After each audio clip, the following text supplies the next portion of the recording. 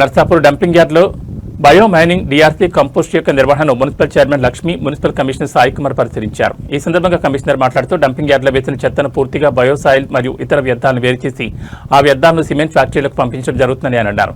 ఈ కార్యక్రమంలో municipal manager Madhusudan, councillor Sunitha Balareddy, municipal అధికారులు Srikanth, Bhupal, bill collector Paparao, municipal సిబ్బంది తదితరులు పాల్గొన్నారు.